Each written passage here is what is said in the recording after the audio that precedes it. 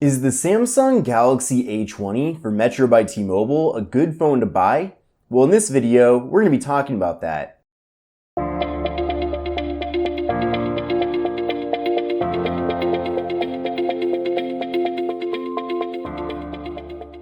Follow me on Instagram at KevinBreezeTV. Please join the Kevin Breeze Tech community on Facebook to chat about budget smartphones, ask questions, and help others. Hi everyone, this is Kevin here, coming at you with my Samsung Galaxy A20 review for Metro by T-Mobile. So this is the Metro by T-Mobile variant of the phone. It just came out about a week ago, and already it's one of the best devices that you could find in the Metro by T-Mobile retail store. Now on this channel, I review both factory unlocked phones that you can use with any carrier at any time, and phones that are locked to carriers such as this one. Of course, there's also the factory unlocked version of the Samsung Galaxy A20 available, which you can find on Amazon, and I'll be linking that in the video description. But I wanted to specifically get the Metro by T-Mobile version of the phone because I know that there's a lot of people who are subscribed to this channel that are Metro by T-Mobile customers and might want to go that route because they're loyal to Metro by T-Mobile and they want to take advantage of the really sweet promos that are offered at the carrier. Now that's one of the best things about this phone, is that you can really pick it up for dirt cheap. And that's really the only reason to buy a carrier branded phone over a factory unlocked phone is due to the amount of money that you'll be able to save. In addition to that, there is a summer promo going on at Metro by T-Mobile that will give you even more discounts on this phone. So there's never been a better time to buy a phone at Metro by T-Mobile than now. So what are the promos? So this phone has a retail price of $239.99, and you can buy the factory unlocked version of the device on Amazon for about the same amount of money. So you should definitely never pay the full $239.99 at your local Metro store, because you're kind of playing yourself, because you could just go out and buy the factory unlocked version of the phone, which will hold its value better and will give you the ability, if you choose to switch to other carriers with no problem at all. Now the good news is that with the promo going on, if you're a current Metro by T-Mobile customer and you want to upgrade your current device to the Samsung Galaxy A20, all you have to pay is $179.99. Now if you're creating a new line at Metro, you can actually get this phone for $79.99.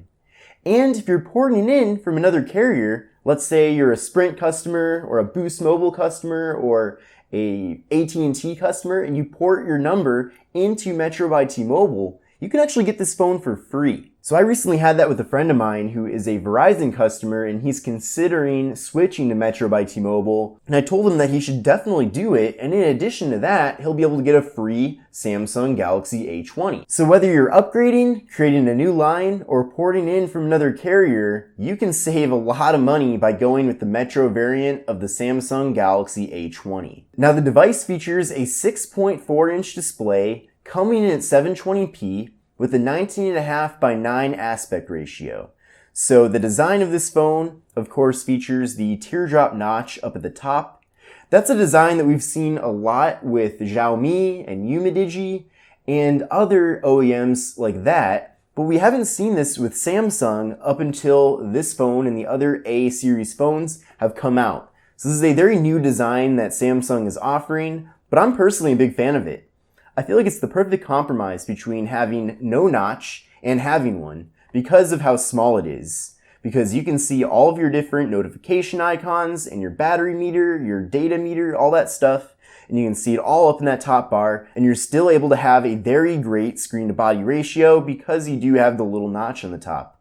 So overall, I really like this design.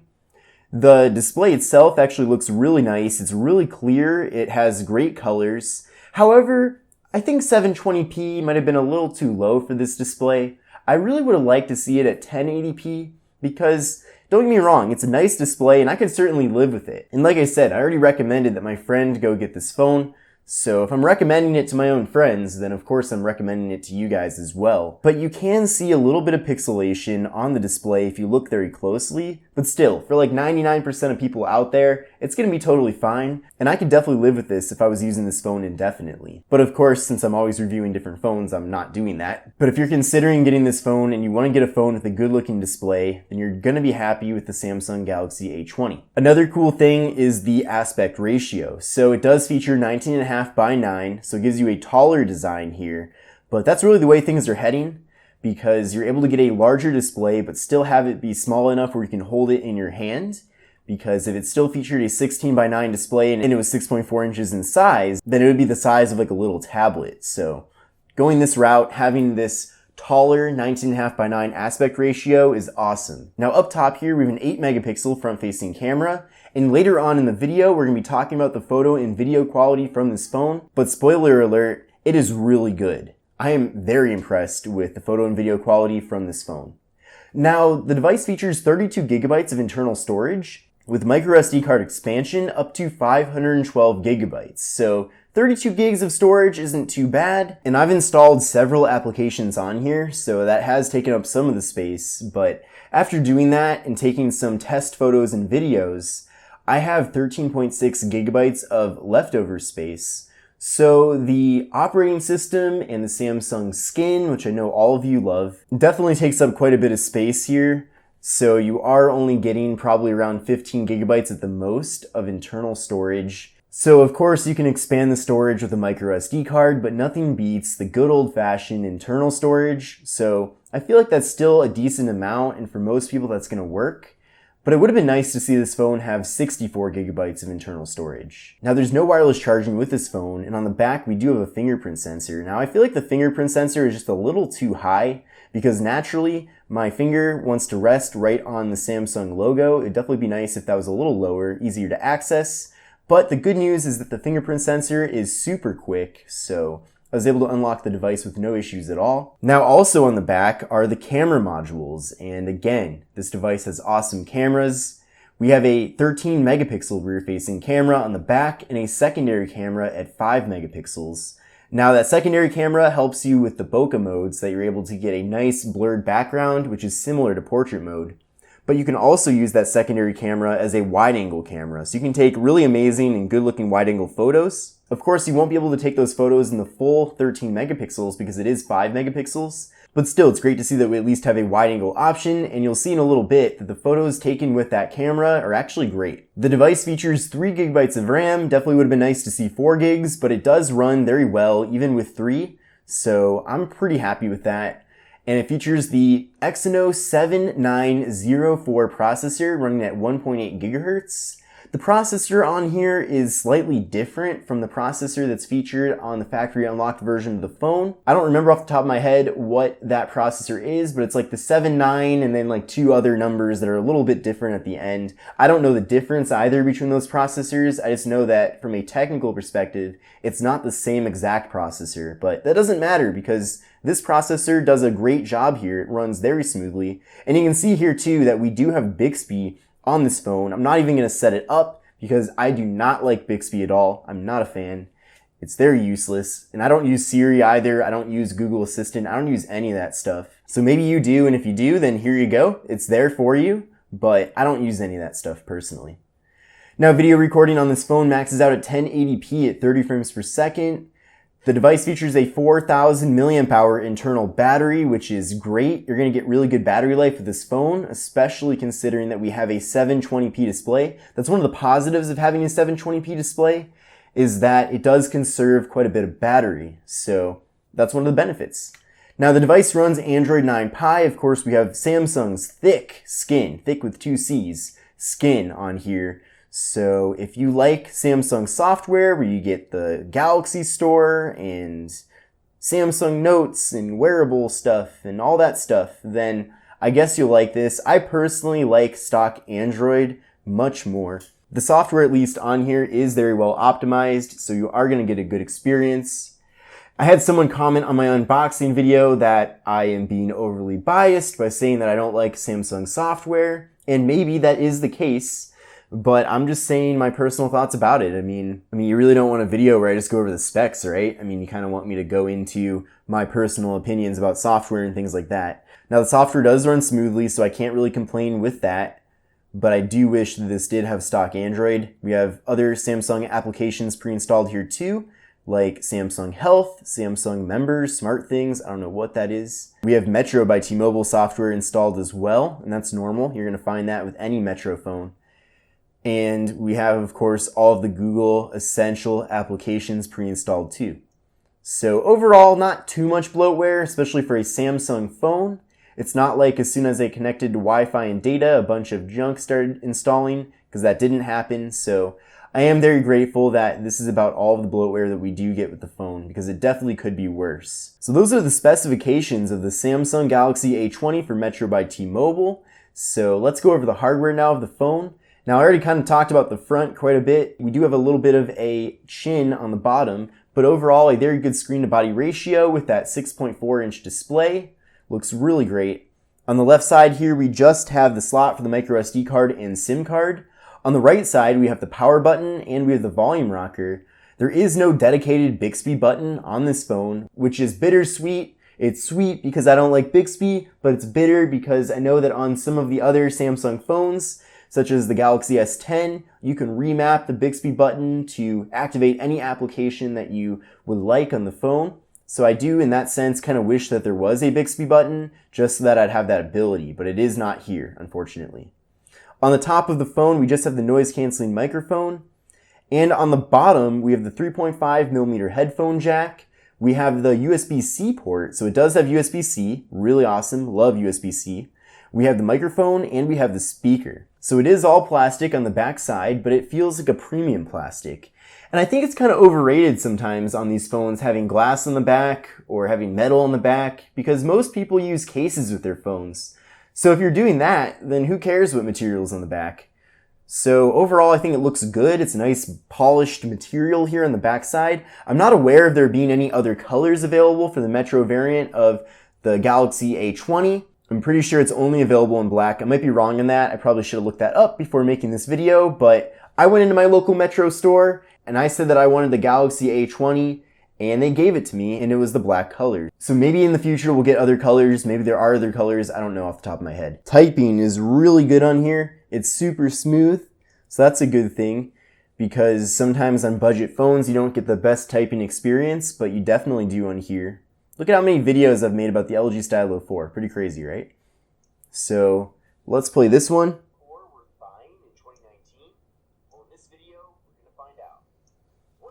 You can put the videos up to 720p on here, so no 1080p, which makes sense because the display is only 720p. So you can also crop in if you want to get the full effect, fill up the entire screen with video. And overall, this is a great phone for watching video content. So it's going to work on A20.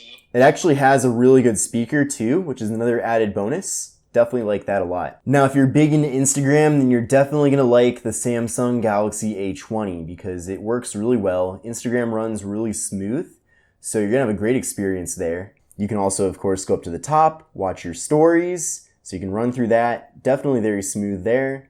So great performance here. You can swipe over, you can take photos and videos, so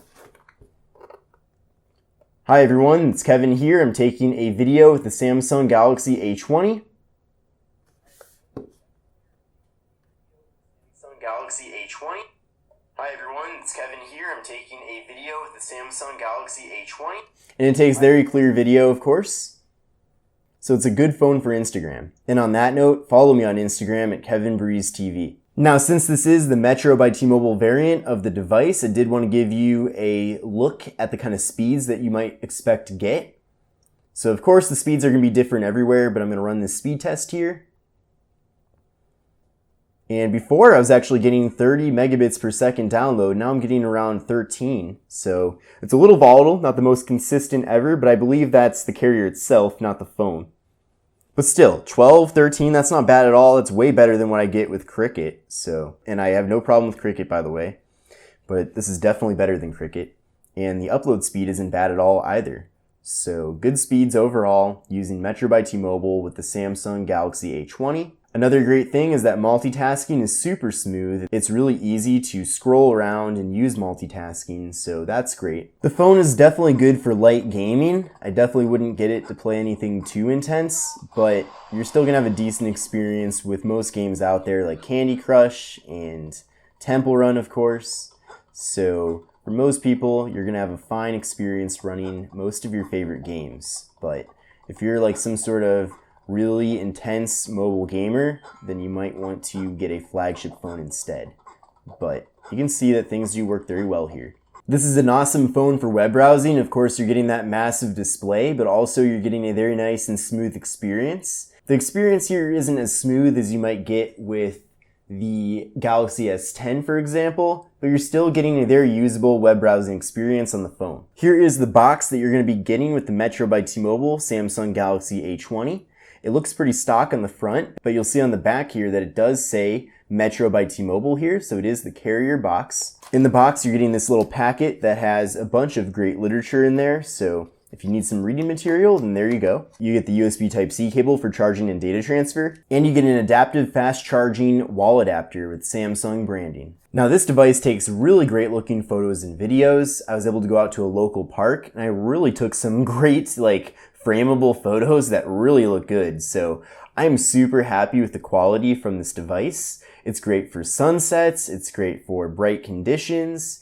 The selfies are even good on here, and it's able to focus up closely on different objects. So I'm really happy with the photos. Of course, having that wide angle lens is definitely useful as well. And what's funny about that is that it's one of those things that you don't really appreciate until you actually get a phone that has the wide angle photo taking abilities, because it really does take your photos to the next level.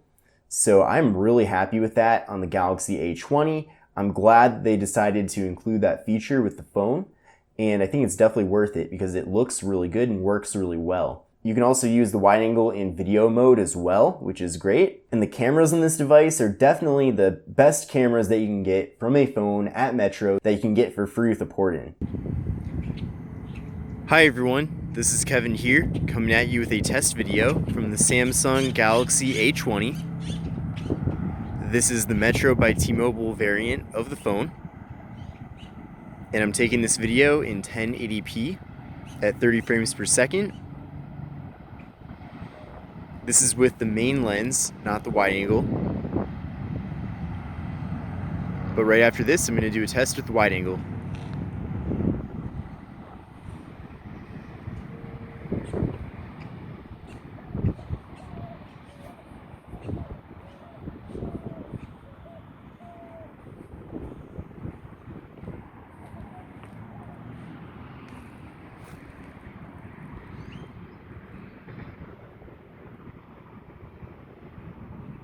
No manual autofocus in video mode, but if you tap on the screen, it will focus it.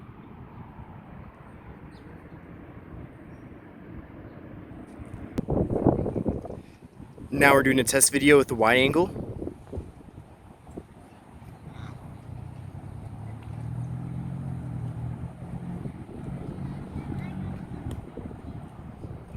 Definitely really cool to have this lens.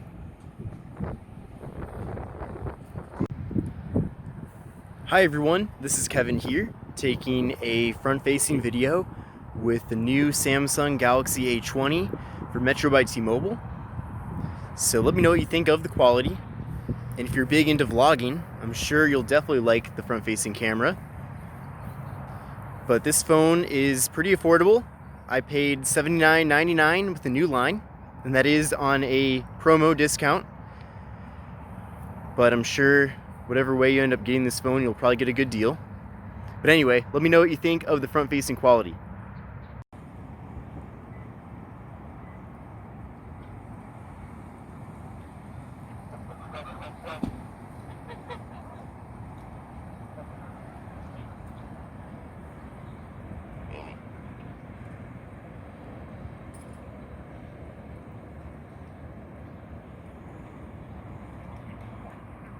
So overall, do I recommend the Samsung Galaxy A20 for Metro by T-Mobile? And the truth is that this device is an A+.